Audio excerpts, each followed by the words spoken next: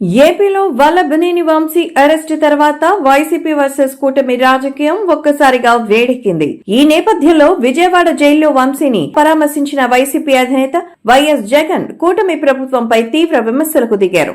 సప్త సముద్రాల అవతల ఉన్న తప్పు చేసిన వారిని వదిలిపెట్టమంటూ అధికారులకు సైతం హెచ్చరికలు చేశారు. దీనిపై స్పందించిన బీజేపీ రాష్ట్ర కార్యదర్శి వల్లూరు జయప్రకాష్ నారాయణ అంతే ఘాటుగా కౌంటర్ ఇచ్చారు. జగన్మోహన్ రెడ్డి బట్టలిప్పదీసి నడి బజార్లో తన్నుకుంటూ వెళ్తామంటూ బీజేపీ రాష్ట్ర కార్యదర్శి జయప్రకాష్ నారాయణ సంచలన వ్యాఖ్యలు చేశారు. విజయవాడలో జగన్ చేసిన కామెంట్స్ పై ఆయన గుంటూరులో స్పందించారు. రాష్ట్రంలో కూటమి ప్రభుత్వ అధికారులకు వచ్చిన తర్వాత అభివృద్ధి పరుగులు చూసి జగన్మోహన్ రెడ్డికి పిచ్చి పిచ్చిగా మాట్లాడుతున్నారన్నారు.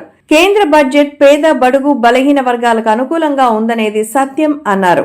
విజయవాడలో జైల్ ములాఖత్ పేరుతో జగన్మోహన్ రెడ్డి ప్రేలాపనలు చూస్తే నవ్వొస్తుందంటూ వల్లూరు జయప్రకాష్ నారాయణ తెలిపారు. 5 ఏళ్ల వైసీపీ పాలనలో రాష్ట్రంలో ప్రజలందరి బట్టలు విప్పదీసి బజార్లో నిలబెట్టిన సంగతిని జగన్ మర్చిపోయినట్టున్నాడన్నారు.